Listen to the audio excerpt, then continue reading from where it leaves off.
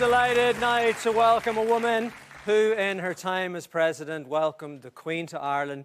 She signed the Good Friday Agreement and she opened a visitor centre for the Battle of the Boyne. But despite these steps towards peace, she will go to war with any GAA referee who blows a free against any member of her family. Would you please welcome former President Mary McAleese?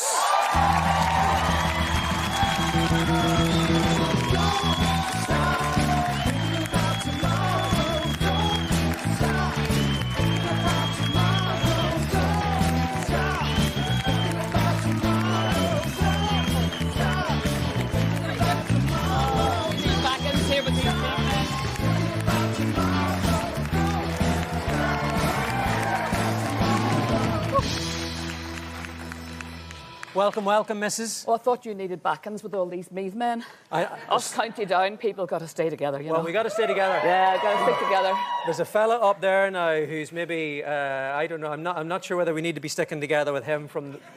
Where's he from? I'm not sure where he's from, but I think he's at 12 for everybody in the audience. So he's up there. The last time I saw you was Hillsborough Castle. Hillsborough Castle. Hillsborough Castle. Yeah. We were doing a wee night in memory of Mo Molam. We were. And it was a great night. It was a good night. You asked me, was it doing the late late? I said, you need to be asked. You said, leave it with me. Do I have anything? Are you trying to get us in front of an Oireachtas committee in the first week in the Late Late Show? I might have said something to the effect of, I'll light a penny candle for you. Right, yeah, okay. Which I did. So that worked. That did work. That worked. That worked well. So, yeah. so I've nothing to thank you for. That's okay, is it? I don't have to name you as my new agent, or. So you're not responsible for that. Not entirely, no. But would it be fair to say that you're maybe responsible for Lorita's husband and his career, Joe Brawley? Would you be responsible? 2 years I taught Joe. I taught Joe in Trinity. And then I escaped and went to Queen's, and the next thing he turned up in Queen's. Please, God, what did I ever do? Anyway, the guarantee's up now, Lorita. Now, you have to tell everybody what you told me when we were talking in Dublin Castle. And it is true. He was, I mean, I don't know how many students I've had over the years, many students. He was by far the most outstanding. He was. He was just so funny and so good. And I tell you, I saw the TV programme that he did lately, and if I'd only known how much hurt there was inside of him, I was broken-hearted to hear, you know, him talking about what a tough childhood he had, because none of that was evident. And maybe we just didn't know how to look for it then, you know. Yeah. I'd like to have been maybe more of a mentor to him, maybe, back in those days. But we've been great pals. I used to take my students, when Joe was in the petty sessions in Belfast, after he'd qualified as a barrister, I would take people down to see him, to watch him in action. And he's still causing mayhem. He does, because he just stands his ground, you know. He stands his ground, and that's what you need. People who just don't pay false deference. And be respectful, yes. That's why RTE fired him. That's possibly true. Bring back Joe! Bring back Joe! Bring back Joe! Yeah, no, he was. It's true, though. Yeah. A very memorable student, can I put it that way? Yeah, very memorable. So look, you signed the Good Friday Agreement. I did. You brought the Queen to Ireland. You're now trying to reform the GAA, which is the hardest one of those three. Well, put it like this, we're doing really well, you know, but all that experience definitely has helped, all the previous experience. We're pretty much there. So talk us through what you're trying to do there. What we're trying to do is take the code, the women's codes, particularly, you know, Ladies Gaelic Football Association and the Common Camogie, the Camogie Association, and integrate them. And so we'll have an integrated structure with all the Gaelic games. And so the men's, the women's, there'll be no difference. To modernise, update, has to happen. And we've just finished this massive survey, the biggest survey I'm told ever undertaken in Ireland.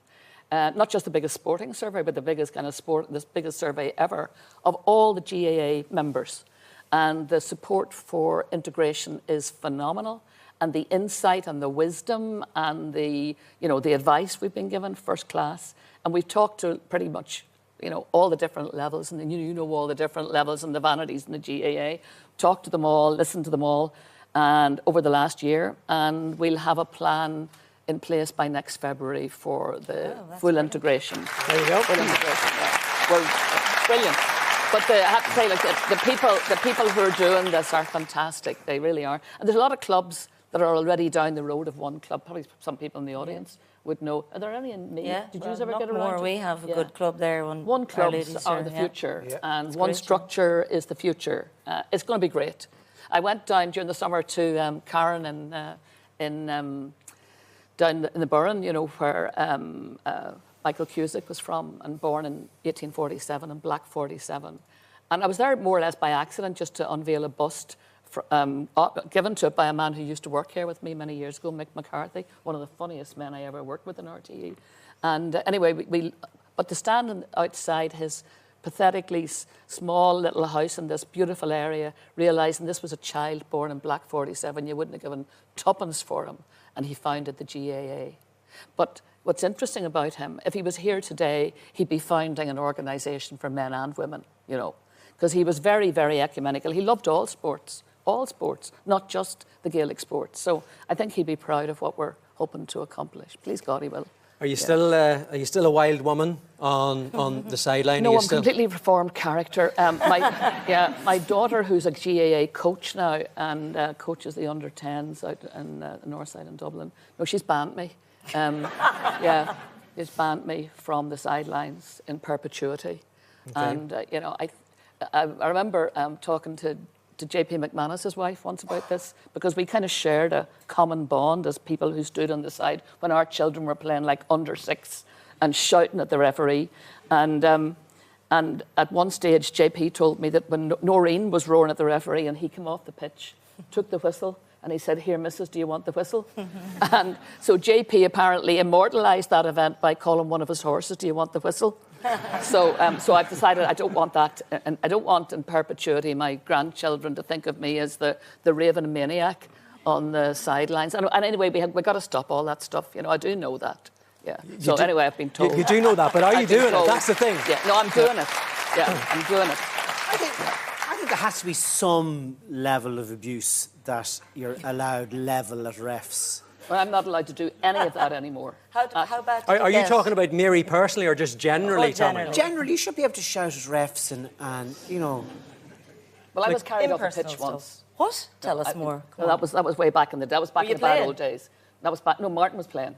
And actually out at UCD in I don't know if you know the story, but he was playing for Queen's at the time. You played for Queen's a time or two, didn't you? I played for Queen's. Yeah, I think he won a Sigerson. He did. He won he's never stopped talking about Joe that. Joe Brawley won a Sigerson. You can't win them all. You can't win them all. Come on. But actually, what happened, in fairness to me, was that the referee missed the fact that the man that I was hoping to marry had just been kicked in a particular part of his anatomy that, you know, I just thought wasn't a very fair thing to do, really. Yeah. So that you had plans for.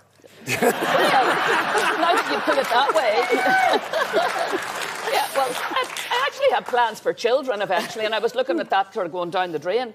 And so anyway, I ran onto the pitch, and two of Martin's colleagues, the coaches, they dragged me off the pitch.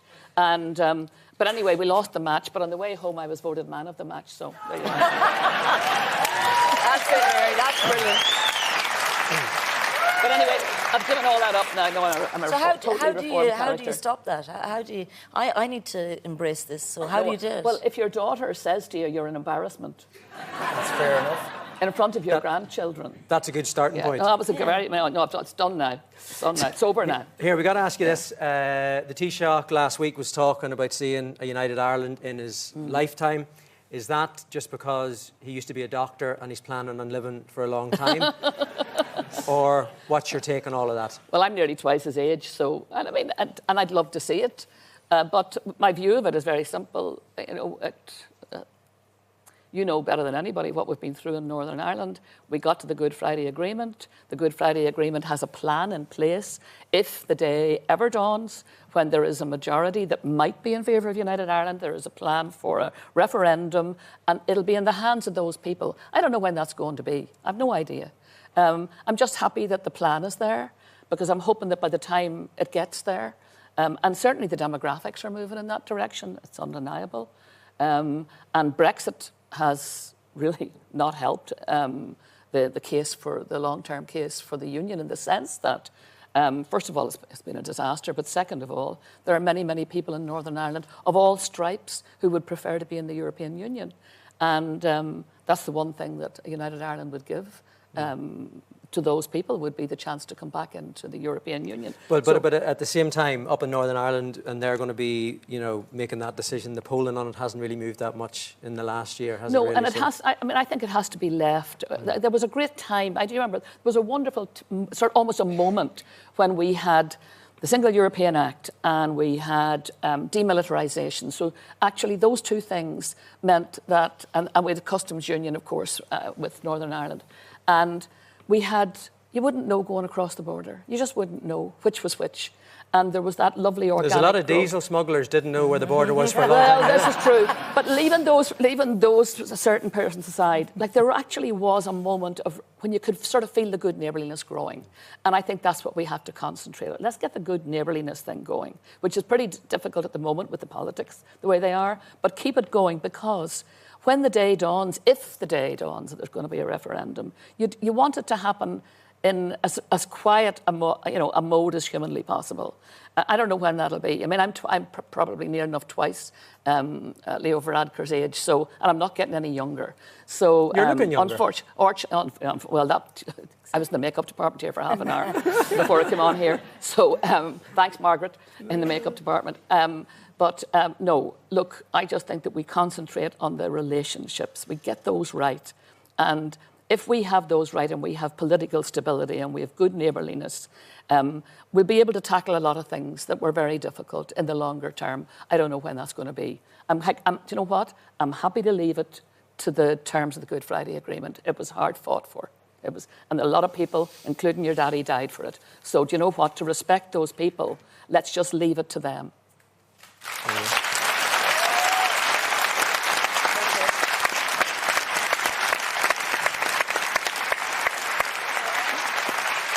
I know this woman had a dinner tonight and people were flying in from America, and whenever I put the call in and asked her to be here, she told the people... You are more important. There you go. Yeah. So look, I can't thank you enough for coming on. It's okay, they're getting the takeaway. Martin organised the takeaway. Okay. Fine, grand. Give it up one more time. My thanks to Larita, to Hector, to Tommy, and to Mary McAleese.